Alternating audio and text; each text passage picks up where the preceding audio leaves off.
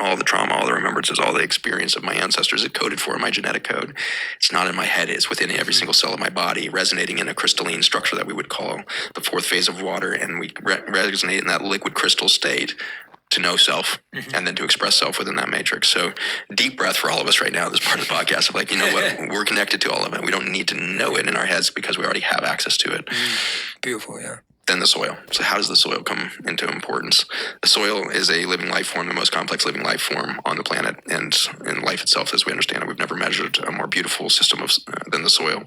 A teaspoon of soil has more organisms than are humans on the entire planet. A teaspoon. And so there's a complexity and a brilliance and a beauty of that living ecosystem of soil that dwarfs our current understanding of cell biology. We can't actually measure in a petri dish the behavior of 8 billion different species in a teaspoon of soil because we haven't developed good enough scientific measures and fast enough computers to compute that much information so fast. So we tend to study one species of bacteria and make a whole bunch of conclusions that maybe it's bad for us.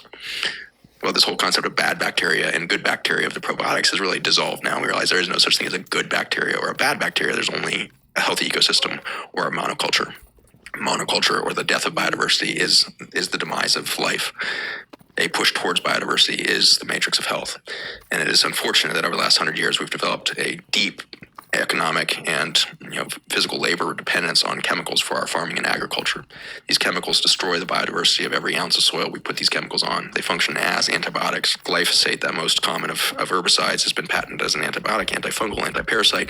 It literally demolishes life within the soil that it touches, and yet this is what farmers are trained to use. We genetically modified all of our seeds so that the food would be sprayed repeatedly through its lifespan with that chemical. And so Roundup Ready seeds means poison-tolerant food system. But when, as a microbiome, you're not prepared for that poison, or as a consumer, as an animal upstream, you're not prepared for that injury, you become poisoned in a way in which you are not Roundup Ready. Neither was your microbiome in your gut, which is your soil system. And so all this focus on gut health of the last 10 years is simply a description of soil is important. It's where life comes from. Life comes out of biodiversity and relationship, cooperation of biodiverse inputs. Regenerative agriculture is a description of this revolution that is afoot, that we are participating in. Our nonprofit Farmers Footprint has been part of this effort to increase awareness and learning, impact, and innovation around the opportunity for farmers to shift away from the belief that they're there to grow bushels of corn, and instead they're there to grow life within their soil systems. And when every day they wake up asking, how can I create more life and diversity within my soils, instead of what can I kill today, which is what chemical farming is, which invasive weeds are now attacking, what ICU life support do I need to put my farm on? Oh gosh, I'm out of all these nutrients, so I need to intravenously inject all these nutrients with all these chemical inputs. It's an ICU condition in the farm, just as it's an ICU condition in my hospital. And so this is a journey really into realizing that we are doing ICU care because we lost the matrix of life, which is biodiversity, which is the soil within your gut, the soil beneath your feet. And it's exciting to realize that we can participate this at every level. If we walk out in your yard right now, you have an American lawn, and an American lawn is the third largest crop grown in the United States.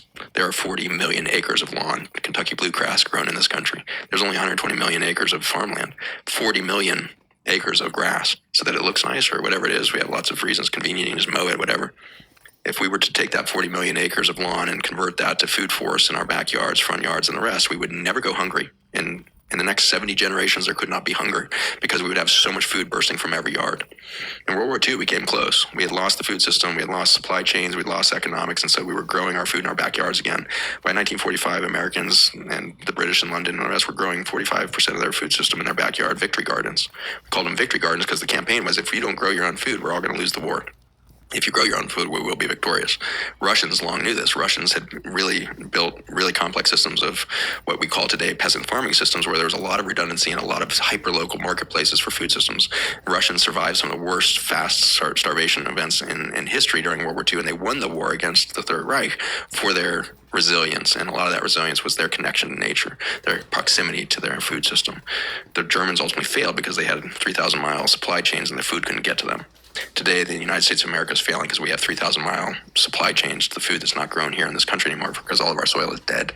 The cost of putting seed in the ground now exceeds the cost that they can be sold for. And so we have all these government subsidies to keep telling farmers to plant genetically modified crops and put them under dollar expensive, high intensity inputs, which is bankrupting basically every farm, and they're all on life support economically, getting these subsidies that we call USDA crop insurance and all these fake things, boosting up dead soil, dead dirt. And so if there's a belief of homeland security, if there's really a belief of nations are capable of safety, you have to begin at the soil. And presidents long back have recognized this. Franklin Delano Roosevelt said the future of every country is in their soil. And he said that because we were in the Dust Bowl, which was a devastation of our topsoils due to poor farming practices, and we were starving as a nation. My grandfather worked in the White House with the Roosevelts, and he was the head of philanthropy in the New Deal in getting these soup kitchens rebuilt. And so traveling around with Eleanor Roosevelt, serving soup lines that were miles long of people starving in this country because their topsoil had died. So twice in a single century, we've destroyed our topsoils through poor understanding of biology originally, and now a codependence on chemical farming and antibiotics as a mechanism for growing food. And so for that, we have 3,000-mile supply chains, and every city has now become a really vulnerable island. And we saw that in the pandemic. Suddenly grocery store shelves were empty because the ships couldn't get into the ports. The trucks had stopped driving, and there was no food on shelves. It is a very desperate situation we're in the United States, but unfortunately, we have exported that behavior of food systems to the entire developed world. London is now as vulnerable as the United States and the rest. Paris is vulnerable. Los Angeles, where we sit today, has a 3-day food supply to millions and millions of people. And so if an earthquake happens and disrupts the one highway system that comes into Los Angeles, we will lose our food supply in 3 days, and we will have a massive riot and humanitarian crisis on our hands. We are an island unto ourselves, and our food is 3,000 miles away, and we're not realizing it. Instead, we have 40 million acres of grass that we can't eat. And we're spraying that with Roundup in our backyards to kill the few dandelions, which are the only edible and anti-cancer compound that's in your backyard right now. And so we need to start realizing we need to eat that dandelion green, not the dandelion flower. Before it flowers, you're eating that green, and you're getting the nutrients, and you're getting life back in. And you go beyond that, and you say, let's get some beets and turnips and all the rest. Let's get some other root vegetables in there.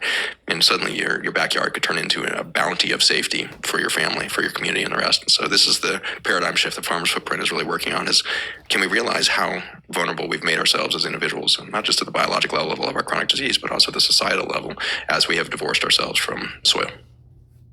What if there was an automated software that